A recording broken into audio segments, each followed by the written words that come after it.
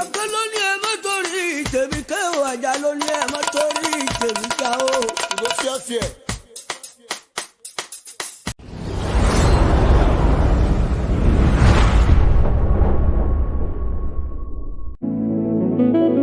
Bánjí ńlẹ̀ Ọlágúnjú oníwà tútù tó yàtọ̀. Ìgbà ọdún kan ni o. Mo kí ọ bí ẹni rere. Àmì àṣẹ ni ó máa ṣe torí ẹni yẹyẹlé. Rírọ̀ ní rádàbà lọ́rùn ìwọ onímọ̀ nírà o. Pẹ̀sẹ̀ ní rọ́kókò lágbálá. Bánjí Ọlágúnjú ìbádùn là ń bá nílé olóyìn o. Ọkọ yín Kọ́sọ́lá ò tó yàtọ̀. Bàbá ẹni tán, Daddy yí wisdom. Bàbá convenant ìwọ onímọ̀ sáré ọmọ o. Bánjí Atlanta Georgia l'Amẹ́ríkà. Ìwà kéré okòdélé láti Ọlọ́run ọba o. Apá Ọ̀yọ́ ọlọ́lọ́dún ó máa yan fáńdà o. Ó yá jẹ́ ń kí ọ ní gbèjègbèjọ́. Ọmọ wọn lódò ọwá, odò ọwá ọmọ onílé ọlá. Ọmọ awórin tún rírọ̀, ọmọ arójòjò yìí bẹ́yìn ni mò ń ké sí o. Ọmọ àlòkò lára, ọmọ onígbò máyàmáyà ṣù, ọmọ onígbò máyàmáyà tọ̀, ọmọ onígbò owó abarajọjọ bí ewé yìí gbà, ọmọ olówó joyè méjì pọ̀, ọmọ arówó ogun bùnà, ọmọ onílé ọlá, ọmọ amúrù mẹ́fà yán bọgbẹ̀dó, ẹ̀ta gbórí kege, èjì mú kúkúrò dò, èyí lílá orí ìrìn ó dé kòrò oúnjẹ, ọmọ asòkú bìrì lágbẹ̀dẹ, ọmọ abìdí owó gbì ìlàjà ni wọ́n ń kéyìn nílé bàbá tó bí ọlọ́mọ. Bánjí Ọlágúnjú ìràwọ̀ rẹ tó ń tọ̀ kò ní ìwọ ọkùn o, ìwọ ò ní sí wáyà Bánjí mo ní ìwọ ò ní ra máyé. Ẹni bá ní o máa ṣe tìrẹ ìbínú Ọlọ́run làtọrọ fún ọ, tó rákàndá ni ọ tí o ṣe ta lò.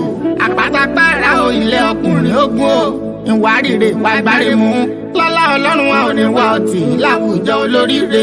Ìjì oníjà ó gbọmọ dànù nínú aláboyún, ayé ò ní ìparè rẹ lọ́wọ́ rẹ o. Fẹ́mi Owólabí MJ bàbá olóyè púpọ̀ ló ní kí ọkú ọdún.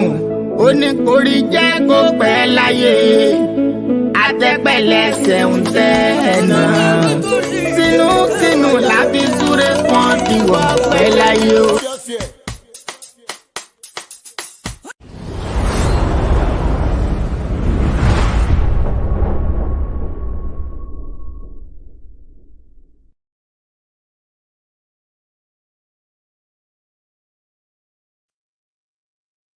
Ẹ kú alẹ́lẹ́ o, ẹ kú alẹ́lẹ́, ẹ kú àbọ̀ sórí ètò. Ṣé dùndún ń dùn? Ṣé gbogbo ẹ̀ ń jọra wọn? Ẹ kú àtàárọ̀, ẹ kú gbòkègbodò, ẹ kú kó lè dáa. Yóò kúkú yẹ wá, kò ní yẹ ẹ́ lẹ̀ láṣẹ Èdùmàrè. Mo mọ̀ pé ń bẹ̀ yín náà ni, ẹ mọ́ bínú sí mi. Èmi ọmọ yín náà ni, èmi mo tó ṣẹ̀ yín, àmọ́ mo tọrọ fún àforíjì, ẹ foríjì mí, ẹ má bínú sí mi. Bẹ́ẹ̀ ni, mo rí gbogbo iṣẹ́ àtẹ̀ránṣẹ́ yín, àtẹni tó fohùn lẹ̀, mo mọ̀ pé ìfẹ́ lẹ ní sí wa. Bẹ́ẹ̀ bá ti ń pè wá báun, ìfẹ́ lẹ ní sí wa. Mo wá dúpẹ́ lọ́wọ́ yín, mo mọ̀ ọ́ lóore o, ìfẹ́ tẹ́ ẹ ní sí mi, Ọlọ́run nípa náà fẹ́ yẹn. Ohun tí ó wàá mú mi jọra mi lójú tí màá fi tẹ́ lọ́wọ́ yín, Elédùmarè ò ní jẹ́ ń ṣe é. Àwọn èèyàn bíi Sátánì bí èèyàn, wọn ò ní kó wọ èmi àtẹ̀yin láàrín, ẹ má bínú sí mi. Countdown wa òun lẹ̀ ń wò yẹn. Ní bá a ṣe jókòó tá à ń sọ̀rọ̀ yìí, ó ní ó kù ọjọ́ kan,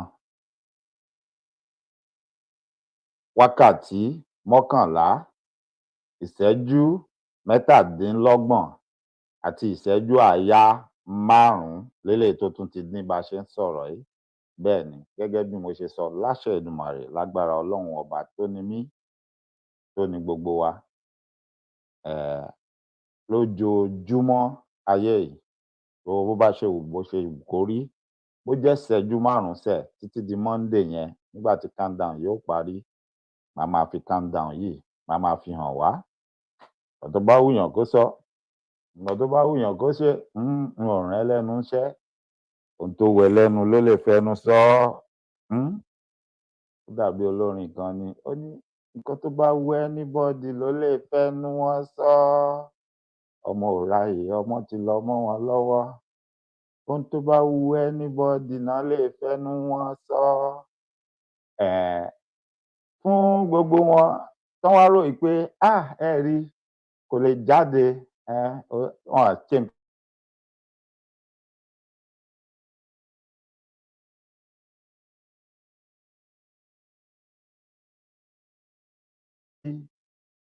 olówó ayé, ó ní gbogbo ẹni tó ṣe bá ò ní dé à ń bọ̀ o. Ire tá a kò lọ́nà ló jẹ́ á pẹ́. Gbogbo ẹni bá sọ pá ò ní dé à ń bọ̀ o.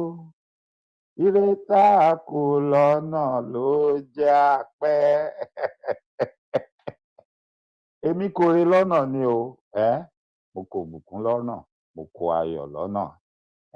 Bó bá jẹ́ pé gẹ́gẹ́ bá a ṣe jọ fi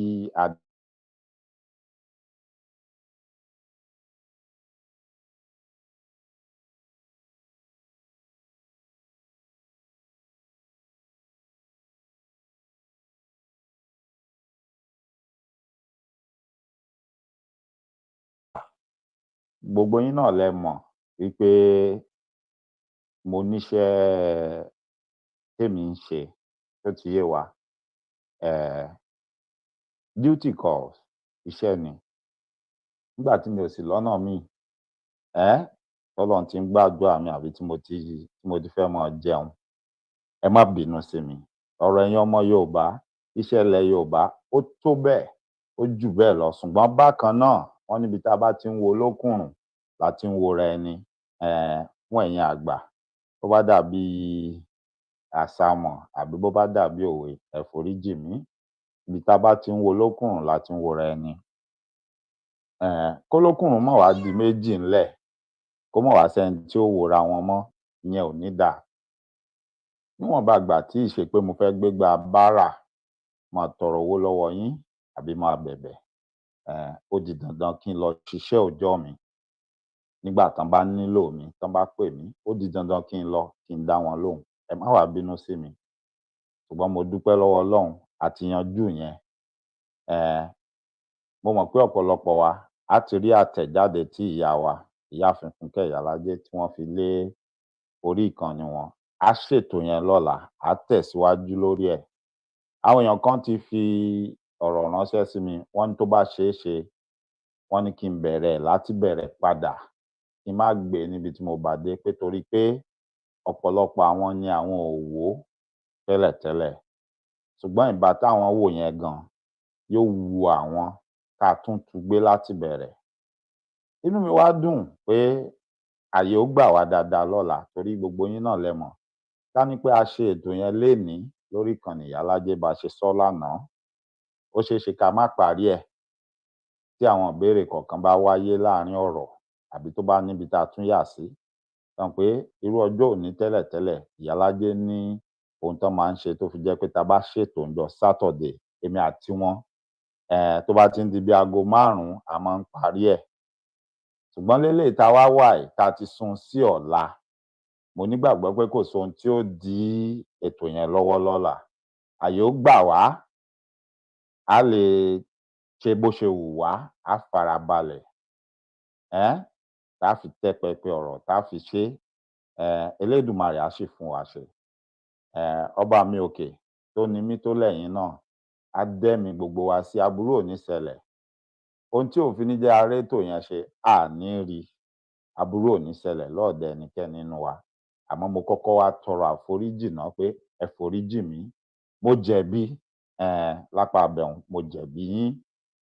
Nítorí pé àdéhùn làdéhùn ó máa jẹ́, gbogbo bó ṣe wù kó rí.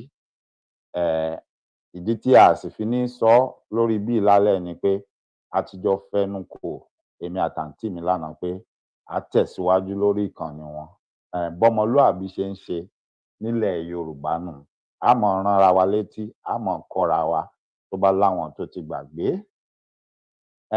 Láì wá dènà pẹnu, láì fàkókò wa ṣòfò. Inú mi ń dùn, kì í ṣe fún tìjà, kì í ṣe fún asọ̀.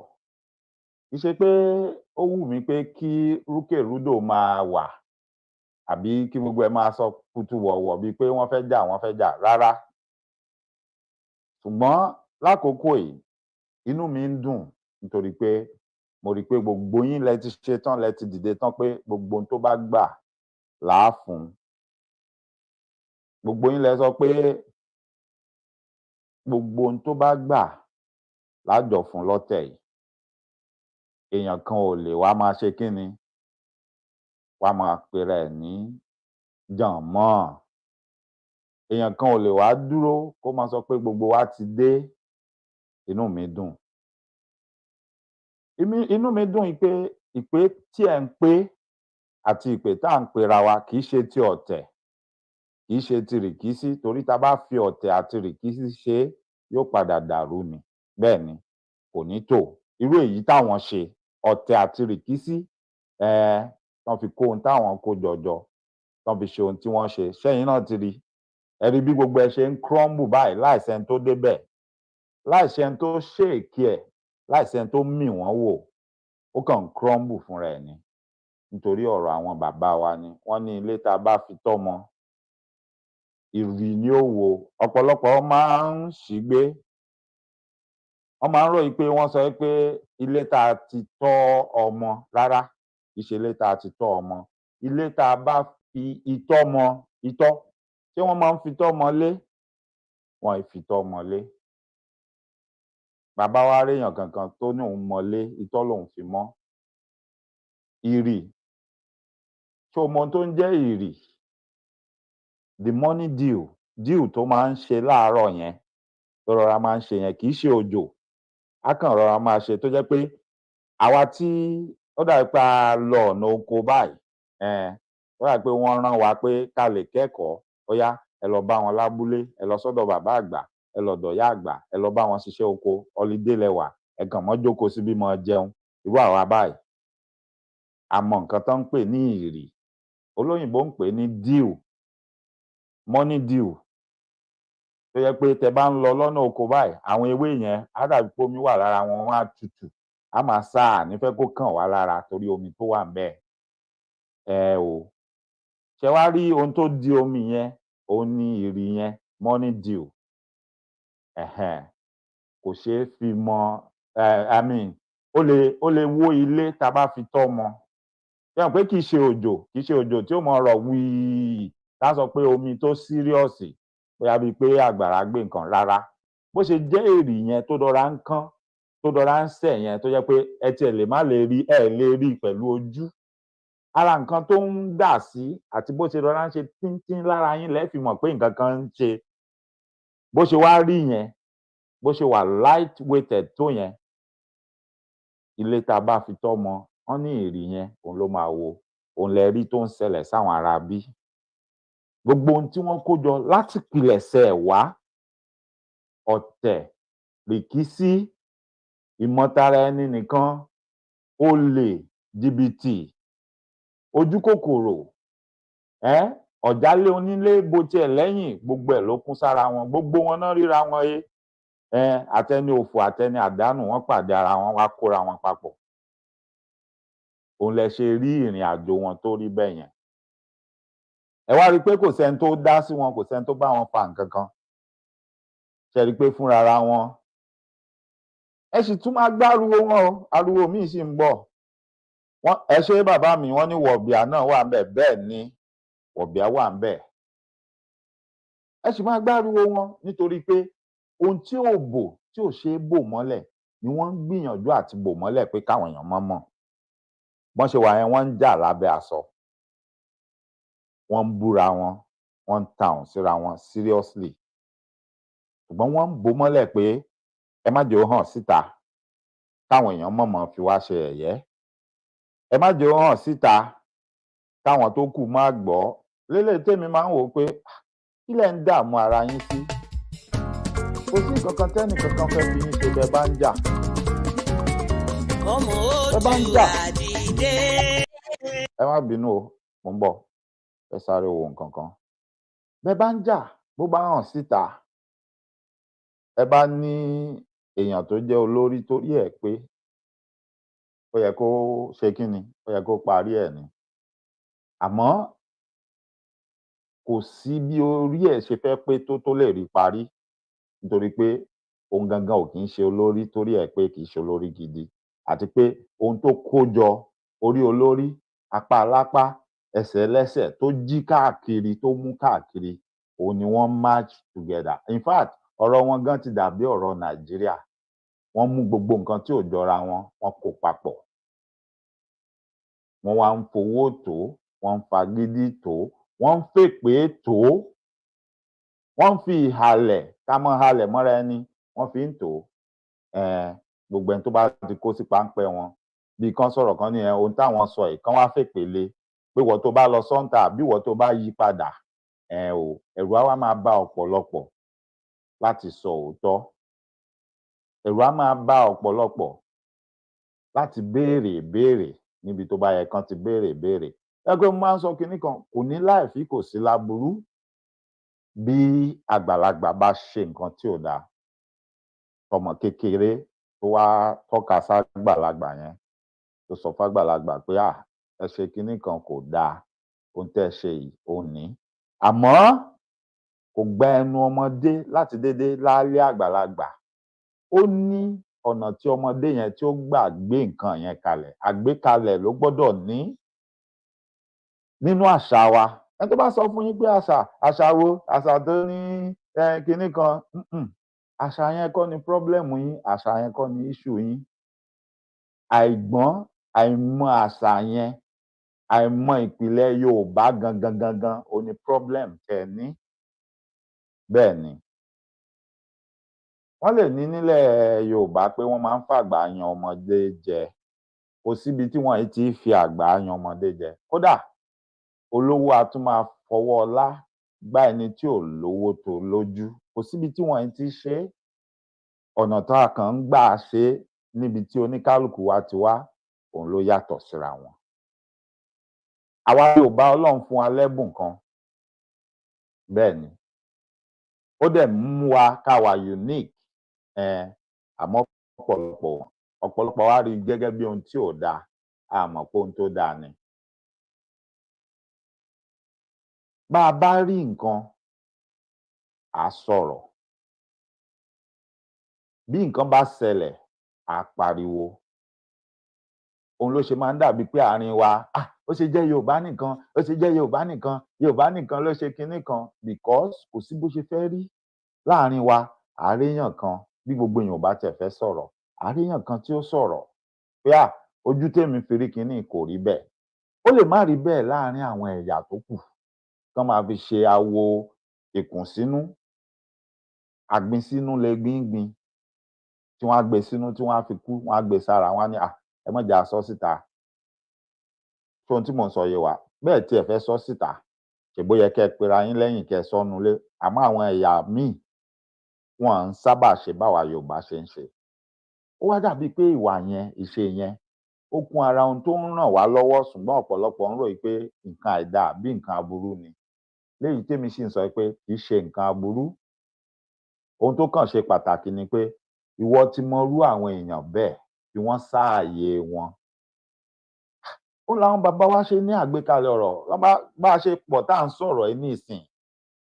Èmi àti yín, bí n bá ráwọn orúkọ kan bí nísìn, mo lè sọ pé òkú pọn mọ́ o.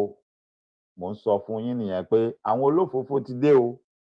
Ó lójú ọ̀rọ̀ tá a máa sọ. Tó bá yẹ pé ó ní àwọn ọ̀rọ̀ àṣírí, mi ì ní sọ lójú wọn mọ́. Tó bá jọmọ Yorùbá gidi, yóò ti yé ẹ ohun tí mo sọ pé Michael ò mọ̀ pé ọ̀rọ̀ sọ nísìn ni, kò ní sọ ojú abẹ́ ń kó mọ́ torí pé àwọn alábòsí, àwọn èké èèyàn, àwọn gbékèyíde wọ́n ti dé. Ohun tí mò ń sọ yé wa. Bí bá sọ pé mo tún wá bọ́n ṣe máa ń ṣe àgbékalẹ̀ kinní yẹn, tí bá rántí màá sọ. Àmọ́ tẹ́ bá wo àkọlé mi, mò ń gbọ́ ètò kan tí ọ̀gá mi kan, mo fẹ́ràn ọ̀gbẹ́ni yẹn púpọ̀, great man Ayélára, tí wọ́n ń pera wọn ní bàbá Yorùbá nísìn. Tó bá ń sọ̀rọ̀ mo máa ń tẹ́tí sí.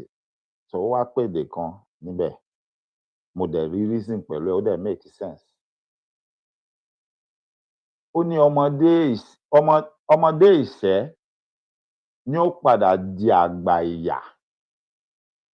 Ọmọdé ìṣẹ́ òun náà ni ó padà dàgbà tó wàá di àgbà ìyà torí páti kékeré ló ti ń bá bọ̀. Ìwà tó ti mú láti kékeré tó ń hù tó jẹ́ ọmọdé ìṣẹ́ yẹn òun ni ó bá di àgbàlagbà yóò wá di àgbà ìyà. So such a person will transform from being a foolish or a stupid youth to become a stupid or foolish elder. Bẹ́ẹ̀ni, ẹ ti rí lára arábìnrin rádaràda tá ń pariwo kiri ilẹ̀ yìí. Onítìrí ni mò ń sọ o. Anybody má rò pé mi ò lè dárúkọ ẹ̀. Òun gangan ni mò ń sọ. So anybody má rò pé bóyá kò lè dárúkọ ẹ̀. So ohun tí mò ń sọ yé wa. Ọmọdé ìṣẹ́ òun ló máa ń padà di àgbà ìyà. So tẹ bá ti rírú wọn láwùjọ, tẹ rí wọn lágbo, ẹ lọ wo antecedent wọn àti kékeré wọn, ẹ lọ wò ó wá. Ẹ lọ wò ó. Kì í ṣe pé ká lọ máa tú àwọn nǹkan míì tí ò yẹ ká tú, ṣùgbọ́n ẹ̀yin ẹ kàn wò ó, ẹ wá wò ó pé ṣé ohun tó ń sọ yìí ṣó ó make sense, ṣó bá mu àbí ò bá mu. Ẹ rí i pé ó bá mu bámúbámú. Nílẹ̀ Yorùbá, ọmọ lè pe bàbá ẹ̀ sákíyèsí, ó lè pè ìyá ẹ̀ sákíyèsí, ó kàn gbọ́dọ̀ mọ àgbékalẹ̀ ọ̀rọ̀ ni. Ó gbọ́dọ̀ mọ bá a ṣe ń bá òbí ẹni sọ̀rọ̀. Pàápàá jùlọ ọmọ tó bá jẹ́ pé látilẹ̀ ó nítẹríba, kò yájú ságbà, kò í rí àgbà fín. Bí nǹkan bá ṣẹlẹ̀ tó bá fẹ́ pè wọ́n sákíyèsí, wọ́n á ti mọ̀ pé ó fẹ́ pè àwọn sákíyèsí ni. Kì í ṣaláfojúdi ọmọ, kì í ṣe ọmọ tó ń rágbà fín. Bó bá tiẹ̀ lọ ṣẹlẹ̀ pé nínú àgbékalẹ̀ láàárín kan ó ṣe àṣìṣe, wọ́n á foríjì pé kì í ṣọmọ bẹ́ẹ̀. Gbogbo wa la máa ń gbọ́ èdè yẹn lẹ́nu àwọn àgbà.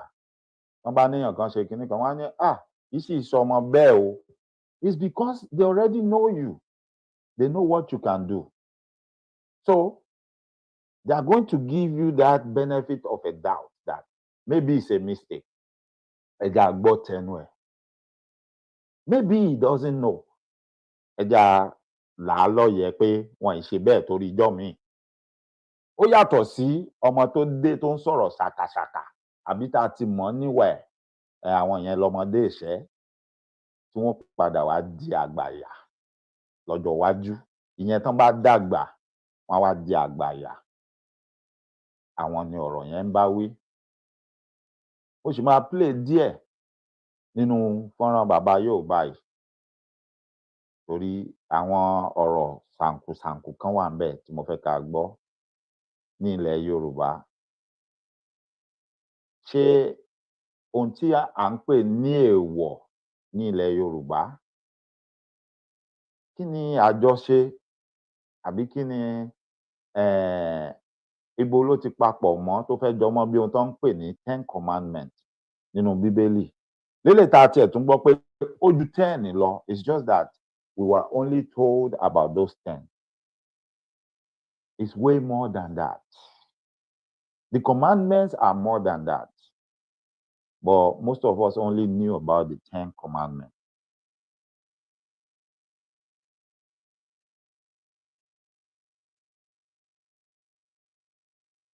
Tálẹ́nì, ẹ má bínú ẹ̀yin èèyàn.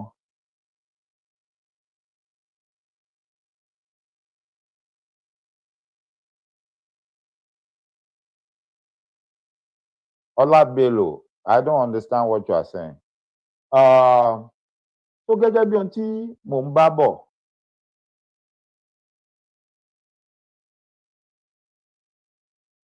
Ó ní bá a ṣe máa ń ṣàgbékalẹ̀ ọ̀rọ̀, ó ní bá a ṣe máa ń ṣe nǹkan. Àwọn nǹkan kan wà tí wọ́n máa ń pè ní èèwọ̀ nínú àṣà àti ìṣe wa nílẹ̀ Yorùbá. Kò dẹ̀ sí gbogbo bá a ṣe lè wá lọ tá a lè wá bọ̀. A lè fi ṣe àpẹẹrẹ, a dẹ̀ lè relate ẹ̀ pé ìwọ tó bá jẹ́ onígbàgbọ́ àbí tó bá jẹ́ Mùsùlùmí, tán bá sọ fún ẹ pé nínú Old Testament 10 commandments wà àbí pé ó jù bẹ́ẹ̀ lọ tó dẹ̀ nígbàgbọ́ nínú ẹ̀. Ṣùgbọ́n tán bá ń sọ fún ẹ pé nílẹ̀ Yorùbá àwọn nǹkan kan wà tán ń pè ní èèwọ̀, má ṣe léyìí, má ṣe yẹn, má ṣe báyìí. Ifá sọ pé ẹni tó bá ṣe báyìí báyìí ni ó ṣe rí, Ọ̀rúnmìlà sọ báyìí, tí àwọn èèyàn kan máa ní àwọn àṣà rándanrandan àwọn kinní kan ẹ jẹ́ a jọ kọ́gbọ́n láṣàálẹ́ yìí. Now, màá kọ́kọ́ sọ eléyìí ṣáájú ká tó tẹ̀síwájú nínú ètò. Ọ̀pọ̀lọpọ̀ ìgbà mo máa ń fira mi ṣe àpẹẹrẹ tí n bá rí ọ̀rọ̀ tó bá jẹ mọ́ ohun tí mo ti experience tí mo lè fi ṣe àpẹẹrẹ. Now, látìgbà tá a ti bí mi tí mo ti ń gbé, tí mò ń dàgbà, tí mo dàgbà sí Nàìjíríà, mo ti dàgbà dáadáa kí n tó wá bí. Kódà mo ti parí higher institution kí n tó wá bí. Àtìgbà tá a ti bí mi, I've been into sport. Mo máa ń ṣeré ìdárayá dáadáa. Ara mi jí pépé. In fact, ara mi ṣe pépé ju tàwọn ẹlẹgbẹ́ mi lọ. Bẹ́ẹ̀ ni. Ìlera mi gan ó pé. Tó bá ti yẹ̀ ní pé èèyàn ń ṣe ibà lẹ́ẹ̀kọ̀ọ̀kan, bóyá ẹ̀fọn jẹ̀yàn, èèyàn wá ní malaria, mi ò ń sick, kò kí ń rẹ̀ mí. Bẹ́ẹ̀ ni. Tó bá gbọ́ tán ló rẹ̀ mí, á jẹ́ pé malaria ni. Wọn ò sì gbé mi lọ hospital rí pé wọ́n á admit èèyàn sí hospital. Kò ṣẹlẹ̀ sí mi rí. Now, kí ni mo wá fẹ́ fàyọ? Ohun tó bá sì wù mí ni mò ń jẹ. Bẹ́ẹ̀ ni. Ohun tó wù mí ni mò ń jẹ. Kò sẹ́ni tó sọ fún mi pé má jẹ gbá, má jàwo àbí má jẹ kinní kan. Mo wá dé ìlú òyìnbó. Mo ti ń gbé ìlú òyìnbó, mò ń rí dókítà déédéé. Ṣé ẹ mọ̀ pé lọ́dọ̀ tí wọ́n ń bí, àwọn ò fi nǹkan kan ṣe eré. Only thing ni pé ìgbà tí mo kọ́kọ́ dé ìlú òyìnbó, torí change in atmosphere tí mo ní, pé mo wá láti Nàìjíríà, mo tún wá lọ dé sí December mọ́ January nínú òtútù. So, mo fẹ́ join ológun gbà yẹn. Wọ́n wá wo blood pressure mi, wọ́n ló high. Lélẹ̀ tí doctor tó jẹ́ ọmọ Nàìjíríà tó wà láàrin wọn sọ fún wọn pé yes, ó máa rí bẹ́ẹ̀. Torí ẹni ṣẹ̀ṣẹ̀ dé ni, kò tí acclimatize síbí. Òun ló jẹ́ kó rí bẹ́ẹ̀. Because mi ò ní high blood pressure bí mo ti fẹ́ rí. And lóòótọ́, after a while, gbogbo ẹ lọ, everything was normal. Which proves the point tí arábìnrin yẹn sọ, ohun tí mò ń sọ yé wa. Mo dẹ̀ tún lẹ́yìn ìgbà yẹn, mo máa ń rí doctor lóòrèkóòrè. At least mo máa ń ṣe physical lẹ́ẹ̀mejì every year. Mi ò ní choice. I have to do my physical twice a year pẹ̀lú iṣẹ́ tí mò ń ṣe gbà yẹn. Kí ni mo wá fẹ́ fàyọ? Wọ́n rí anything sí mi rí. Wọ́n máa ń fa blood work, wọ́n á fa gbogbo ẹ̀. But bí ọdún mélòó kan sẹ́yìn, mo lọ sọ́dọ̀ doctor, mo lọ ṣe physical. Ìgbà tí result yẹn máa dé, ẹ máa gbọ́ nǹkan o. Okay, ìkan nínú àwọn ọmọ mi, wọ́n sọ fún pé ó wà allergic sí nǹkan kan, kò gbọdọ̀ máa jẹ. Mi ní dárúkọ nǹkan yẹn. So, torí àwọn wèrè olórí burúkú wọ̀nyí, wọ́n ló wà allergic sí pé kò gbọdọ̀ máa jẹ. Èmi ti rẹ́rìn-ín, mo fi ń ṣe pé nǹkan tí èmi máa ń jẹ dáadáa nílé, tá máa fi ń ṣeré tí ò sí nǹkan kan tó máa fi ṣe wá, tèmi sì ń jẹ. Okay, pé èmi bẹ́mi dẹ̀ ṣe wà, mi ò wà allergic sí nǹkan kan. But ìgbà tó máa di the following year after that, tí mo lọ ṣe physical, tẹ bá rí list àwọn nǹkan tán kà fún mi pé mo wà allergic sí pé mi ò gbọdọ̀ jẹ mọ́. Tí n bá dẹ̀ máa jẹ, kí máa jẹ níwọ̀ntúnwọ̀nsì. Ṣé ohun tí mò ń sọ yé wa? Now, ibi tí mò ń lọ gangan nìyẹn. Láti ilé, níbi tán ti bí wa wá, nínú àṣà àti ìṣe àwọn baba ńlá baba wa, wọ́n máa ń sọ pé àwọn nǹkan kan èèwọ̀ ni, o ò gbọdọ̀ ṣe. Especially wọ́n lè nítorí pé ìdílé tó ti wá, o ò gbọdọ̀ jẹ kinní kan, o ò gbọdọ̀ ṣe kinní kan. Léyìí tọ́pọ̀lọpọ̀ wa ká máa ní rubbish, àṣé ni. Irú èmi ń sìn báyìí, mi ò wá láti ìdílé Oníkòyí, but most of us la mọ̀. Wọ́n máa ń sọ pé àwọn ìdílé Oníkòyí wọn ò gbọdọ̀ jẹran òkété. For whatever reason, it may not be the story you are told. Wípé wọ́n nítorí àwọn baba ńlá baba wọn, wọ́n ṣe kinní kan, wọ́n ní múlẹ̀ pẹ̀lú ẹran òkété. Maybe that might not be the actual story. Ó kàn lè jẹ́ pé nǹkan tán fẹ́ sọ fún àwọn ọmọ wọn nìyẹn, pé ìdí nìyẹn. It might be something else. But in their own crude way, wọ́n ní knowledge pé àwọn nǹkan kan wà tó jẹ́ taboo, tó jẹ́ èèwọ̀. wọ́n ní knowledge yẹn.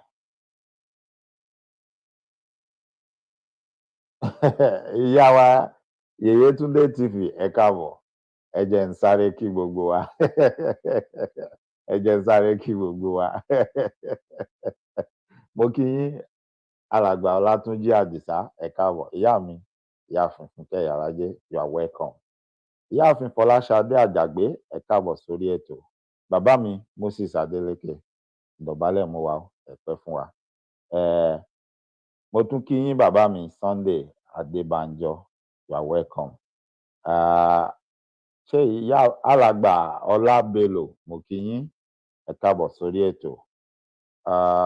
Táwọn tún rí ń bẹ̀. Ìwọ tí o bá wà lábẹ́ aṣọ tí mi bá dárúkọ yín gbogbo yín ni mò ń kí o. Tọwọ́tọwọ́ tòǹdó tòǹdó tàkúrẹ́ tàkúrẹ́ tèkìtì tèkìtì ti Kwara ti Kwara tọ̀ṣun tọ̀ṣun ti Lagos ti Lagos ni mò ń kí gbogbo yín o. ẹja máa ṣẹ̀fẹ̀ láàrin ẹ̀ lẹ́ẹ̀kọ̀ọ̀kan. Ìyáàfin Ajékẹ́mi Balógun ẹ ṣé gan ni ẹ káàbọ̀ sórí ètò. Mo ti kí bàbá wa Ọlá Bello. Ìyáàfin Kòfó Ṣọlágbadé ẹ káàbọ̀ sórí ètò ẹ ṣeun gan. Ìyá mi Yèyétúndé TV ẹ káàbọ̀ sórí ètò. Yes, you made the live show because we were running late tonight and you don't have to worry, there's nothing to worry about. Àti ṣe ohun tá a lá máa sọ yẹn àti sọ nítorí pé mi make time tá a sọ lánàá mo ní láti lọ ibiṣẹ́ lénìí mo ti sọ níbẹ̀rẹ̀ ètò àmọ́ èmi àti àǹtí mi ìyáàfin Fúnkẹ́ Ìyálájé tó jẹ́ pé lórí ìkànnì wọn la ní a ti máa tẹ̀síwájú ètò yẹn àdéhùn làdéhùn ó máa jẹ́ láéláé. A ti ṣèpinnu pé tó bá di aago 8 ilẹ̀ Yorùbá lọ́la eléyìí tí ó jẹ́ aago 3 àwa tá a bá ń lo Eastern Time á jẹ́ aago 3 ọ̀sán ṣùgbọ́n ní ilẹ̀ Yorùbá á jẹ́ aago 8 àṣálẹ́ lọ́la. A tẹ̀síwájú pẹ̀lú ohun tí mò ń bá bọ̀ lánàá ọ̀rọ̀ tí mò ń sọ. Then by popular demand àwọn èèyàn tẹ àtẹ̀ránṣẹ́ sí mi wọ́n ní yóò wu àwọn bó bá ṣeé ṣe ká tiẹ̀ padà lọ gbé e láti bẹ̀rẹ̀ kí n má gbé e láti ibi tí mo fi tì sí lánàá tó bá ṣeé ṣe ká ṣe bí ìgbà tá a ṣẹ̀ṣẹ̀ tún bẹ̀rẹ̀ ẹ̀ ó ń dà Elédùmarè á kọ́ wa mọ̀ ọ́n ṣe gbogbo bí ó bá ṣe jẹ́ lọ́la. Mo kí ìyá wa Elizabeth Adésànyà ẹ ṣeun gan ni wọ́n ní Dr. Mike Ọlá ẹ kú iṣẹ́ ìlú o Ọlọ́run yóò máa ràn yín lọ́wọ́ láṣẹ Èdùmàrè àmì àṣẹ mà àtẹ̀yìn náà lágbára Ọlọ́run wọn ò ní fẹ́ nìkan kan ṣàwátì inú wa. Bẹ́ẹ̀ ni Yèyétúndé TV bí ó ṣe rí nìyẹn ẹ ṣáà mọ àǹtí mi àwọn náà wà lórí ètò báyìí ìyáàfin Fúnkẹ́ Ìyálájé á tẹ̀síwájú pẹ̀lú ohun tá à ń ṣe tá a bẹ̀rẹ̀ lánàá á tẹ̀síwájú ń bẹ̀ lọ́la bó bá ṣeé ṣe á tún bẹ̀rẹ̀ láti bẹ̀rẹ̀ gbogbo àyè ni ó gbà wá lọ́la kò sí kánjúkánjú ìgbà tá a bá tó parí ẹ̀ ní lágbára Ọlọ́run láṣẹ Èdùmàrè ó tiẹ̀ dáa yóò ti mọ súnmọ́ àṣekágbá Monday tá à ń retí májíìkì tó fẹ́ ṣẹlẹ̀ so fún díẹ̀ yìí ẹ̀jà tẹ̀síwájú. Wọ́n ka gbogbo kinní yẹn ó pọ̀ mo wá wò mo ní ok látijọ́ ẹ̀ wọ́n ka gbogbo kinní wọn kọ nǹkan fún mi báyìí rí ó ṣe wá jẹ́sìn ìgbà àtijọ́ tán ti kà á tán ti kọ́ fún mi irọ́ ni òótọ́ ni mi ò wádìí ẹ̀ wò gbogbo ohun tán sọ fún mi pátá I adhere strictly to it mo tẹ́tí mo gbọ́ why because nítorí pé ó ti jẹ́ dókítà olóyìnbó ló sọ fún mi because nítorí pé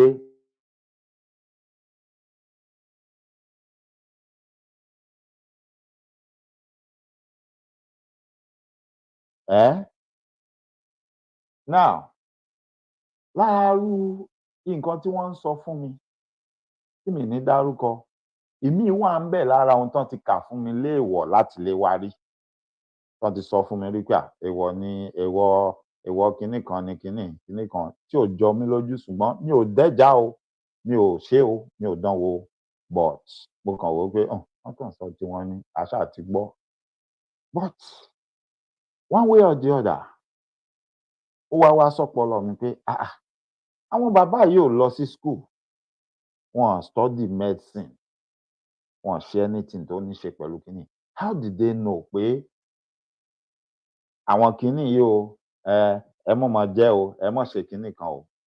And now science is confirming the same thing to me pé kí n yàgò fún the same thing. Ṣé ń gbọ́ mi? Ṣá àlàyé mi ti fẹ́ máa yé yín? Mò ń padà bọ̀ ńbẹ̀. Ẹ wá jẹ́ a lọ ọ̀dọ̀ bàbá Yorùbá. Fọ́nrán yẹn lè kéré lókè níbi tẹ́ ti ń wo countdown yẹn, òun ló máa replace ẹ̀ ń sìn. The first commandment that Orunmila gave to all mankind is that Kama Kala Ijio, kí ni ìtumọ̀ rẹ̀? That means you must not take what.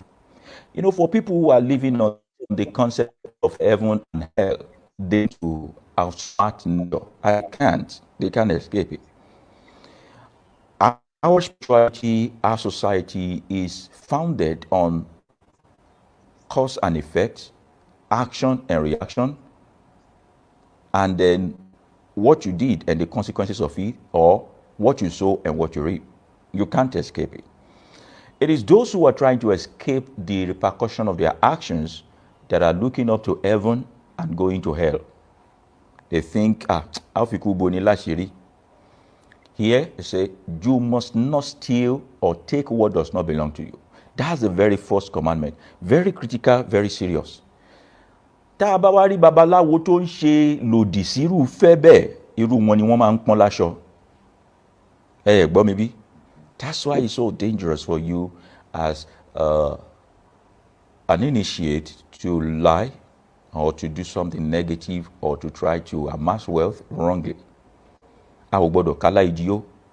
Unfortunately, most of the people who practice these things do not even know these things, which means we must not take what does not belong to us. Èkejì, a ò gbọ́dọ̀ pa lọ́wọ́ arúgbó, ká má gbọ̀pá lọ́wọ́ arúgbó. That means we must observe the societal hierarchy in such manner. Ọmọdé mọ ayé ẹ̀, àgbà mọ ayé ẹ̀. You will now realize that in our home setting here, they say, ọmọdé gbọ́n àgbà gbọ́n ni la fi dá live. Let's do not respect younger. Younger ones must not disrespect the elderly ones. However, when each and every of these categories of people are going wrong, we must be able to call each other to order. No one is above mistake. Also, no one is above correction. Mọ̀ rántí pé Omode Ise máa ń padà ń dàgbà yà. And if we live on the principle of we cannot correct the elders, let us not forget that a foolish youth can grow up to be a stupid elder. So we correct them, but we don't disrespect them. It has been misconstrued in our family setting for so long, which we must correct, especially the men who are listening to me right now. That because you are the head of the family, your wife have no say, your children cannot call you to table and correct you. It is wrong. That's why we have so many. Ẹ jọ̀ọ́, ẹ̀yin bàbá mi àti màmá mi, ẹ má bínú sí mi o. Alàgbà Ọlábélò, kí n lè mọ ohun tí ẹ̀ ń sọ dáadáa kó lè yé mi. Ṣé rí studio number tẹ́ rí tẹ́ ń wò lórí ètò yẹn? Ẹ má pè ń sí o, ẹ mú nọ́mbà yẹn. Immediately gbàrà tí n bá ti parí ètò yìí, ẹ pè mí. Ohun tẹ́ bá ní tẹ́ fẹ́ bá mi sọ, ẹ sọ fún mi. Tó bá jẹ́ nǹkan tí mo lè dá sí, tí mo lè ràn yín lọ́wọ́, má jẹ́ kí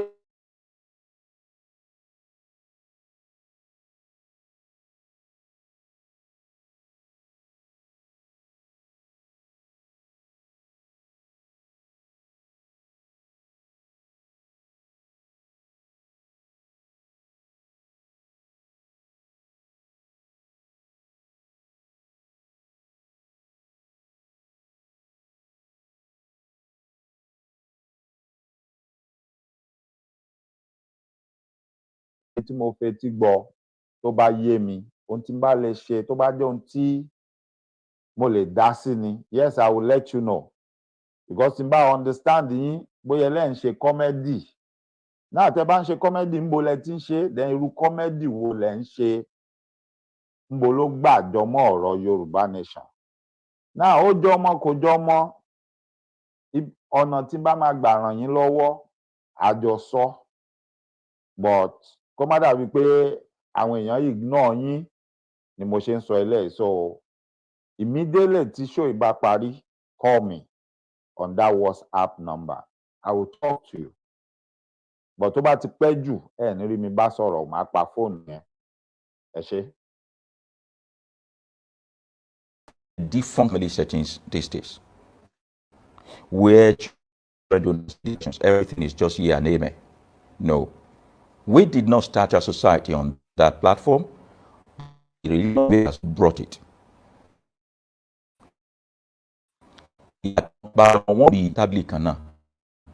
That is addressing the young ones. Do not disrespect the elders. I was talking to someone yesterday and we spent almost 3 hours together. And this person went on with so much wisdom and was like, wow, there's too much experience, you've seen a lot and all that.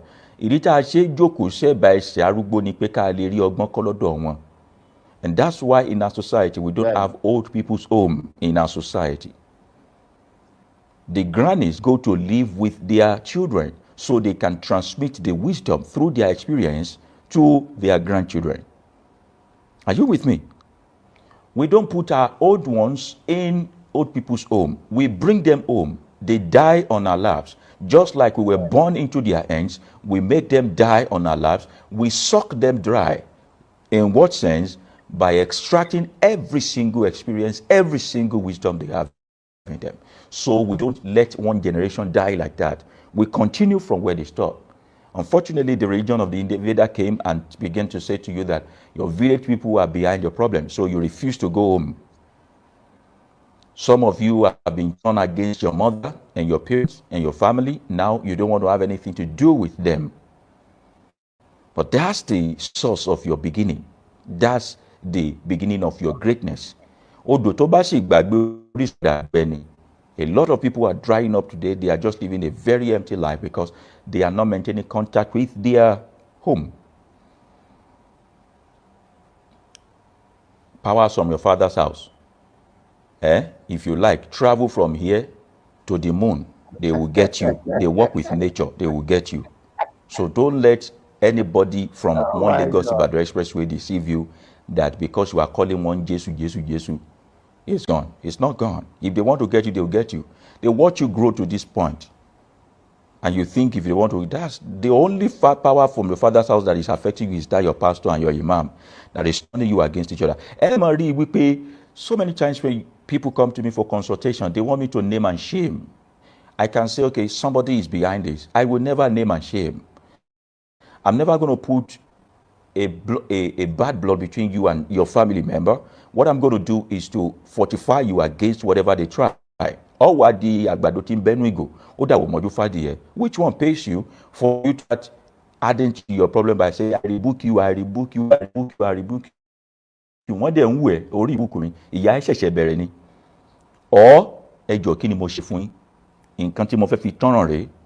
which one is wiser?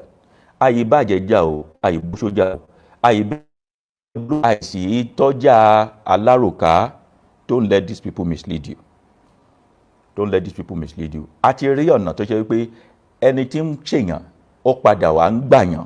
The one who is attacking you ended up helping you.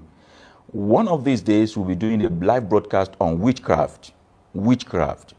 Most of them, in Chiangpe ni àjẹ́, béèyàn ṣe lè jẹ́ àjẹ́, bàjẹ́ ṣe wà.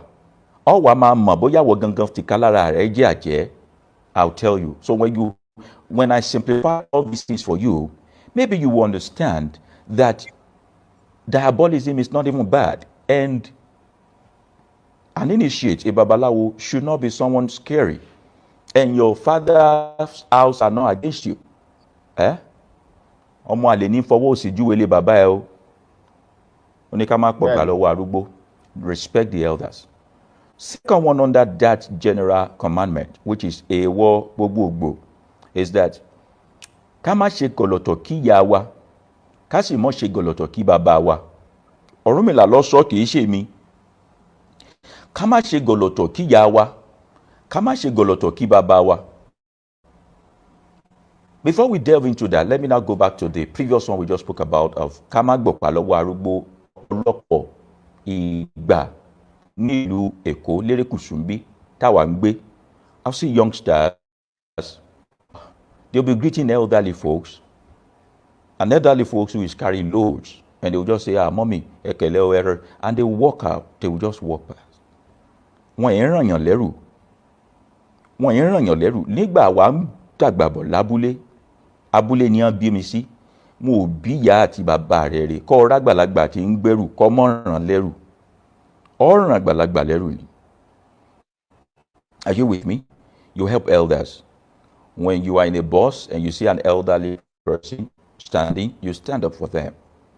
You will get to their age. Àṣesílẹ̀ làbọ̀ abá, that's what Orunmila is trying to tell us. Bọ́ ọba ṣe lólé ayé ń gbà tó jẹ́wé lọ́padà kàńgbà ọba dàgbà. Elderly ones in the street and all that, they are weak. They are not as healthy as you. We give them preferential treatment. We give our senior citizen preferential treatment. That's what it means to magbopa lọ́wọ́ arúgbó. All those things are existing in the nation you are emulating, but you refuse to practice it here. Ẹ pé civilization ti dé kẹ́lẹ́rù gbẹ́rù ẹ̀. Ó padà wá ká. Ó padà wá ká. Ó ní ká má ṣe gọ̀lọ̀tọ̀ kí ìyá wa, ká sì mọ́ ṣe gọ̀lọ̀tọ̀ kí bàbá wa. Ẹnìkan ń béèrè pé kí ni túmọ̀ gọ̀lọ̀tọ̀? Kọ́ dúró lé mi lórí ní à ń pè ní gọ̀lọ̀tọ̀. Orunmila is trying to tell us here that whoever you call your parent, or whoever is old enough, but primarily your parents, you must not be lackadaisical in paying obeisance to them, in doing veneration to them. Why? Yàtọ̀ orí àbí tayọ orí, aside from head, those are yours.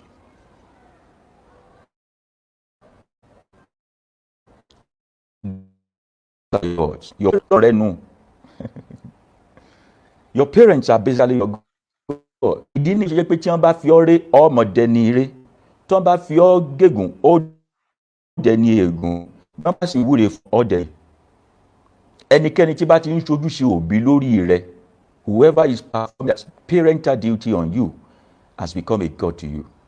Nílẹ̀ Yorùbá, in our own, we prostrate, women will kneel down, the men will prostrate as a form of veneration and paying obeisance to our parents.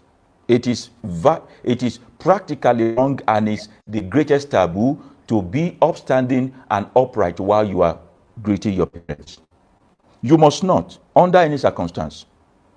You must not. If you see them on the street, there, you see them in the secret, dọ̀bálẹ̀. Bó bá jí lóòrọ̀, ọkọ̀ kúrò ṣàárẹ̀ ni.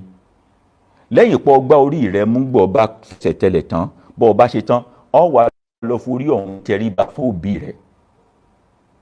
We greet our parents kneeling down and prostrating. As tall as I am, as much as people give me respect, whenever I visit my mother, ó di gbalaja ilẹ̀.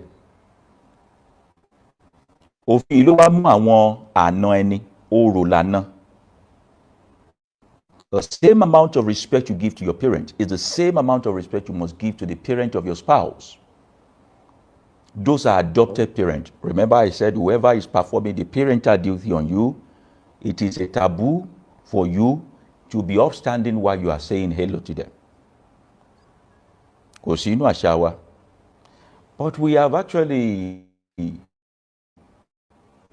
some habits that is shortchanging our life and cutting short our lifespan. From the West, where we see our mothers, our fathers, and we say, Mommy, hi, Mommy, hello. Doesn't matter what you children, as long as you are part of this particular way of life and culture. Teach them to know what to do and what is right. Teach them to know what to do and what is right. You can be surrounded by all the white people in the world.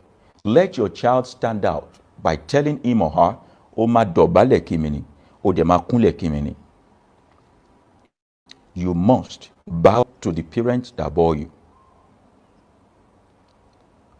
Somebody is now asking me in silence, saying, what if the parent never took care of me?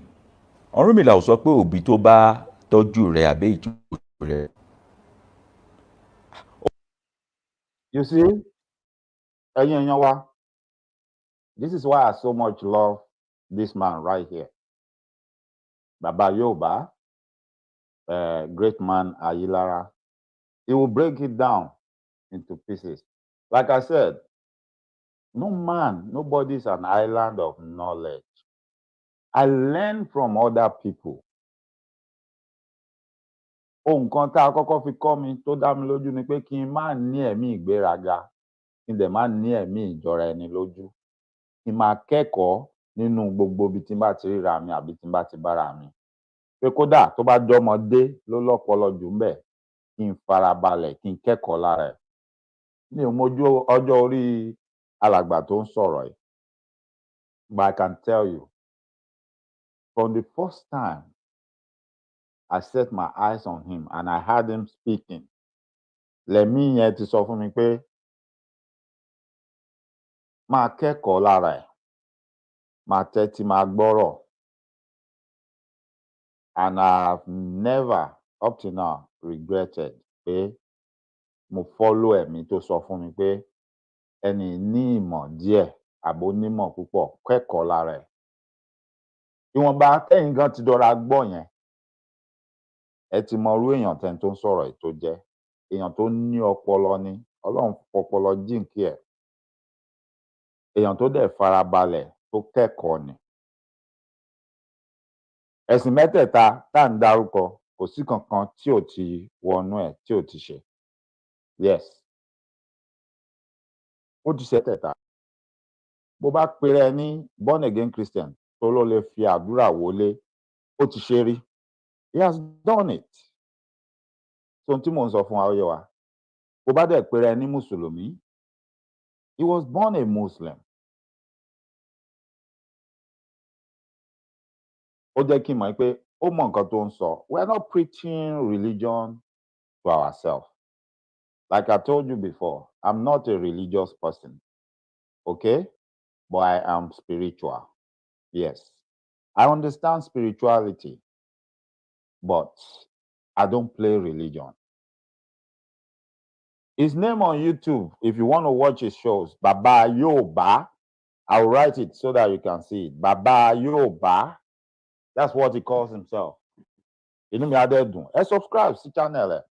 I don't want you to be coming to me to get to something that you might need. I would rather show you where you can get it, because tẹ́yin náà tẹ́ bá lè kún mi tí àwọn èèyàn tó kù náà tí gbogbo wa tá bá jọ understand àwọn nǹkan kan, kò change religion wa. I'm still a Christian. Whatever he's saying is not going to make me renounce my religion. Ṣé nǹkan tí mò ń sọ yé wa? But it gives me an understanding. And it shows me certain things. It exposed me to some things that I've not been exposed to. Irú èmi ń sìn báyìí, mi ò tẹfá, mi ò mọ̀dù ifá.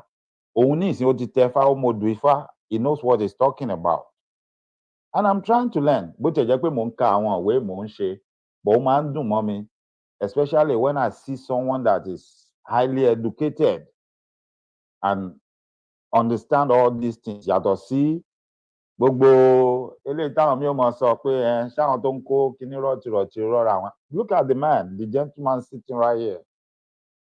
Ó dìgbà tó bá kó nǹkan rọ̀tìrọ̀tì rọ́ra, ara àwọn nǹkan tá à ń sọ nìyẹn, pé àwọn nǹkan kan wà tí ò dáa nínú àwọn àṣà àti ìṣe yìí.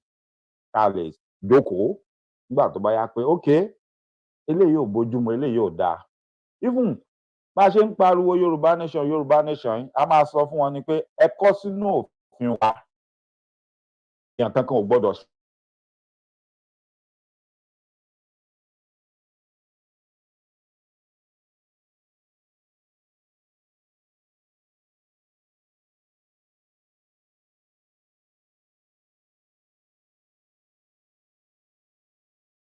down together, so that ìgbà tán bá ń yanjú ọ̀rọ̀ yìí, ìgbà tán bá ń sọ bí ó ṣe jẹ́, ìgbà tán bá fẹ́ máa ṣòfin àbí ìgbà tán fẹ́ máa gbé ìgbésẹ̀, ìwọ náà wàá lè sọ tiẹ̀, wàá contribute.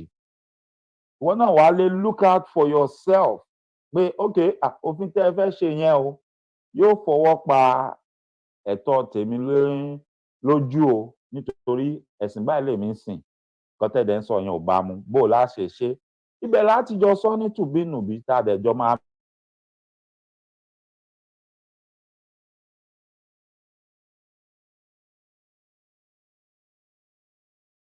bọ̀ nígbà tí o ò bá understand nǹkan téèyàn ń ṣe tó dẹ̀ fẹ́ máa ta kò ó báwo la ṣe fẹ́ yanjú ẹ̀ ó dìgbà tó bá tó mọ̀ pé ok kí ni nǹkan tó ń gbénú ẹni gan kí ni nǹkan tẹ́ni mọ̀ kí lè ro ọkàn ẹ̀ why tó ṣe ní nǹkan tó ń fẹ́ máa ṣe nìyẹn ó ló máa jẹ́ kó ní understanding pé ok ṣe báwọn nǹkan tó ń fẹ́ nìyẹn ok yeah this is how much we can give so a fẹ́ kí wọn náà wọlé which I can tell you most of the people tẹ́ rí tí wọ́n ń ṣe àṣemáṣe tí wọ́n ń dáràn kiri tí wọ́n ń ṣe rédèrèdè they don't belong to this Ifa religion no alátojúbọ̀ tí ò mọ bó ṣe rí tí ò mọ bó ṣe jẹ́ òun ló pọ̀ nínú wọn tí wọ́n ń ṣe rándanràndan yẹn àwọn tó mọ bó ṣe jẹ́ tí wọ́n farabalẹ̀ gangan tán mọ́ they don't do that so máa jẹ́ kó máa play lọ́bọ̀ ìyáàfin. ó mọ tí wọ́n ń pè ní wọ́n ní ìyá ni wúrà bàbá ni dígí tá a bá ń sọ̀rọ̀ nípa bàbá á pè bàbá ló dáṣẹ èèyàn àṣẹ iná níná fi ń jó àṣẹ òòrùn ńlò òòrùn fi ń ràn àṣẹ mọ́nàmọ́ná tí ń bẹ lẹ́nu ọká àṣẹ tó mọ̀ pa nílé látara bàbá ló ti gbà á ẹ̀jẹ̀ tó fi mọ́ lògbà látara ìyá ńlọ ti mú un. How can you live without blood? How can you live without authority? Òbí lè ṣàṣìṣe kọ́mọ̀tọ́jú ẹ̀ ìwọ má kóná lórí ara rẹ ìwọ ṣe ojúṣe rẹ gẹ́gẹ́ bí òbí tó bí kò wá ní fi ṣe wípé òbí kan gbogbo tó lọ gbọ́dọ̀ nílé ayé. The way you respect biological also respect your adopted or your foster or whoever is playing the role of father, mother for you. Now this is not the same thing as adopting a father in the Lord. All those rubbish that those people in church and mosque do, where they practically buy the best gift in life for their father in the Lord and their mother is in the village suffering. Every single year their father in the Lord is doing birthday. They'll put the best graphics, the best picture and all that. Whenever their own parents are doing birthday, sometimes they don't even put picture. When they put picture, you see how haggard, how tattered their parents are. Some of you wish your parents Mother's Day. Your mother, you are wishing Mother's Day on Facebook, and you are saying the best mother in the world does not have phone that can browse in the village. Ọmọ òfò, ọmọ àdánù ni irú ọmọ bẹ́ẹ̀. Irú wọn ìpẹ́ láyé. Wọn kò máa ṣàṣe ìdànù ni. Ọ̀pọ̀lọpọ̀ ọmọ ló ti wá bá wa tá a ti yẹ fáwò tá a pé kọ́ ọ lẹ́bọ̀ létùtù lọ tọ́jú ìyàtọ̀ bí ọlọ́mọ. Ọ̀ra ẹ̀bùn kọjá sí wọn ni. On the Father's Day, some of you even practically forget Father's Day. I don't know what fathers did to you. Ṣùgbọ́n Ọ̀rúnmìlà ò sọ pé ká ta ayé bàbá dànù. Are you getting me? We must pay obeisance to all of them. From the way we greet them to the way we carry them and the way we take care of them. Bó ṣe rí nù. A ò gbọ́dọ̀ ṣe gọ̀lọ̀tọ̀ kí ìyá àti bàbá wa. Ó bẹ̀rẹ̀ láti kíkí lóòrọ̀. Ẹnìkan sọ pé tẹ́ bá ti ń bá mọ́mí yín sọ̀rọ̀ ẹ máa ń ṣe báyìí lórí fóònù. Èmi mo mọ tí ṣe mí. Èmi mo mọ tí ṣe mí. Kì í ṣe pé torí mò ń bẹ̀rù ìyàtọ̀ bí mi lọ́mọ àbí. Àmọ́ ń tọ̀rùn mi là sọnù. Òòṣà mẹ́nu mo gbọ́dọ̀ forí balẹ̀ fún un. Mo gbọ́dọ̀ forí balẹ̀ fún un. Ǹjẹ́ ẹ jẹ́ mọ̀ pé àwọn ọmọ Fẹlá ti ń bọ Fẹlá gẹ́gẹ́ bí òòṣà. Àwọn èèyàn ń wá láti ìlú èbó láti wá bọ Fẹlá gẹ́gẹ́ bí òòṣà ni. Ó dúró nípò bàbá fún wọn ni. Ẹni tí ń rí bí bàbá nù. Ọjọ́ wo ló padà mọ bàbá tiẹ̀? Gbà tá a wà léwe bàbá lọ ìlú wa ìyá mi ó kó kinní fún wa ni a tún lọ sórí olórí bàbá tiẹ̀ tá lọ lè mọ̀ tán kándù sí tá sì mọ̀ bá wọn sọ̀rọ̀.